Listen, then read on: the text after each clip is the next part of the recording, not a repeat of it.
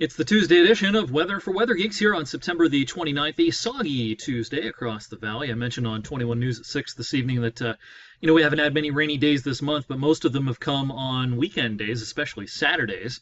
So this has been the first wet Tuesday that we've had in all of September. Here's a sampling of some backyard rain totals. You gotta, take some of these with a grain of salt. These are rain gauges that may or may not be well maintained, that sort of thing. For example, Austin Town, I think that number's a little too low. This number's probably just a little too high, but you get the idea taking a look at a map like this that we've had a third of an inch to a half an inch, even a little bit more in some spots. Overall, the axis of heaviest rain has been like this, going from southeastern Columbiana up through Lawrence and then heading over towards the DuBois, PA area, where they've had a few inches worth of rain during the course of last night and into today. So these rain totals, of course, continue to add up this evening. Not going to spend a lot of time on the current radar because most of you are watching well after, but the radar will actually look about the same throughout the evening. What you see is what you get. Pretty much just light, consistent rain for the rest of the evening. This is really good stuff. We need this rain. It's not too much to handle. There's no real threat for flooding. It's a little different off to the east where the rain can be heavier. Still a flood risk primarily from Pittsburgh on east into the north central mountains of Pennsylvania tonight. They could see another inch or two worth of rain over there. But for us, this is, again, mostly a light rain. Back edge is still well off to the south and west, so it's going to rain most of the night. I'll show you the models in just a second. Otherwise, let's bring up the temperatures, show you where our cold front is this evening. Pretty easy to pick it out. When you look at the temperatures, it's pretty much right through here. And when I show you the dew points, that's really when you can notice where that front is. Boy, the air dries out in a hurry behind this front. We're going to feel that change tomorrow as this drier air plows in. The bad hair days are over. It's going to be a lot less humid starting tomorrow afternoon. All right, so let's talk about the real near term here. I'll bring up the latest version of the high-res rapid refresh model. That's our short-term model, high-resolution model. It's like a camera with a lot of megapixels.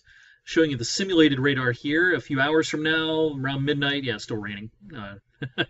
No meteorology degree to figure that one out. Needed to figure that one out.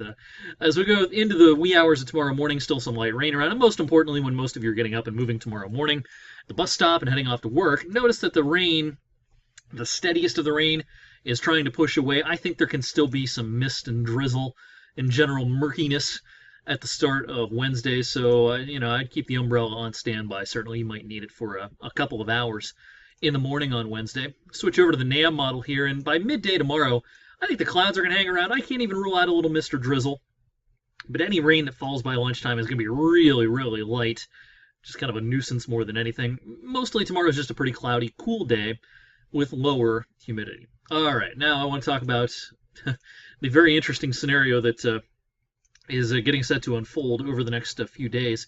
I'm going to bring up, first of all, what's going on upstairs in the atmosphere here on the GFS model. And I'm going to skip ahead a couple of days to Friday afternoon. Here's the setup up at 18,000 feet. All right, you got a lot of things going on here. You have a low that's closing off, an upper level low strengthening over the southeastern U.S.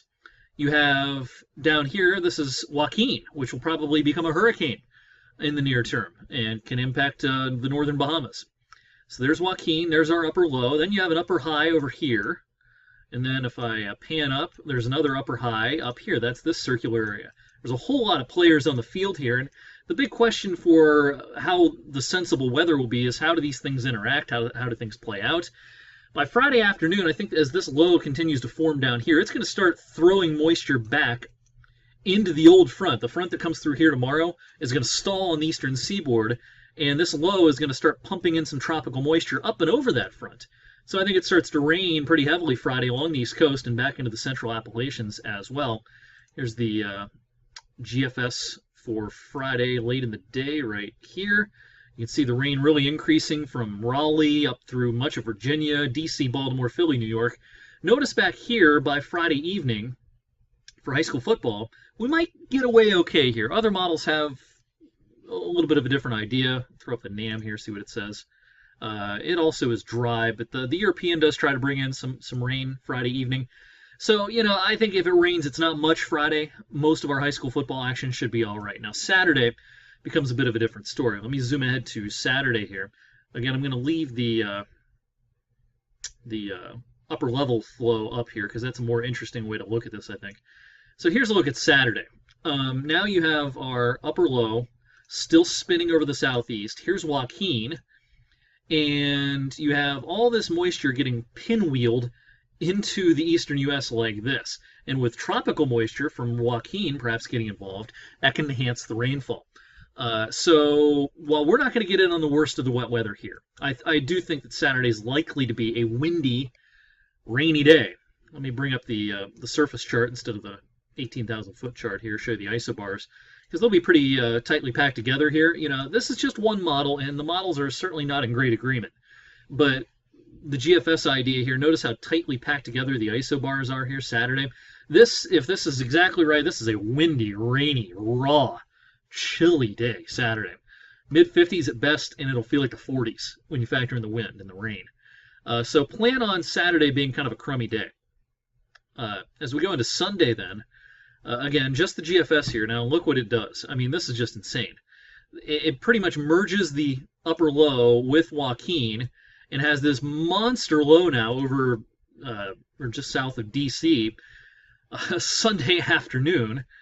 You know, this is wild stuff, and not sure if this is, you know, worth buying at this point, but it's a solution that isn't outside of the realm of possibility. And if this were to be exactly right, what would the sensible weather be for us?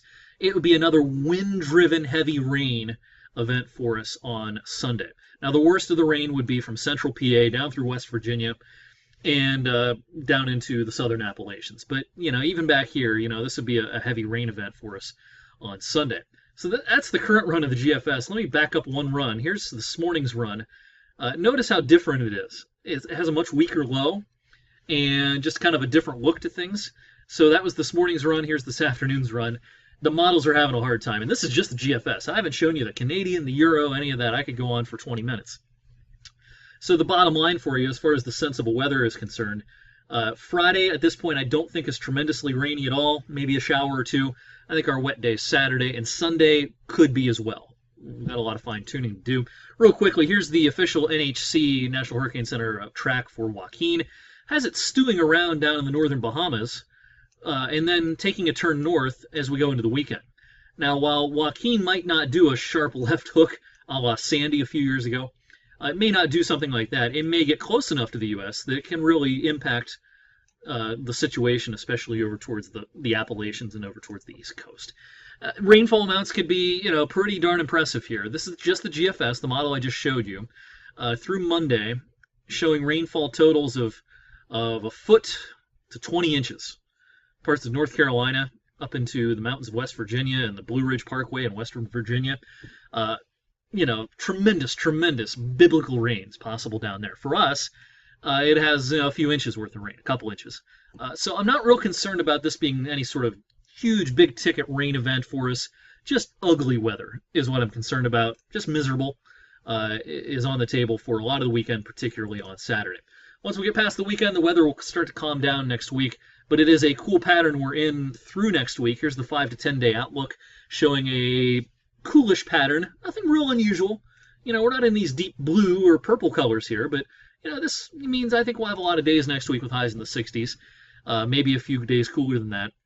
And keep in mind, you know, we're getting into the, you know, first and second week of October, our average highs are dropping. They're down into the mid 60s now. So, you know, with a high of 65, that's a typical day now, whereas a few weeks ago that would have been unusually chilly. So, all right, over 9 minutes, that's tonight's weather for Weather Geeks. I'll wrap things up and shut up. As we go through the evening, you can always follow me, of course, on social media if you don't already. I'll be posting radars and keeping you up to date on the short term. If I see something interesting about the weekend forecast, I'll be sure and chime in on that, and I'll be all over the interwebs again tomorrow with more insight into our forecast over the next several days. So I'll see you then, and I'll see you tonight if you're watching TV on 21 News at 11.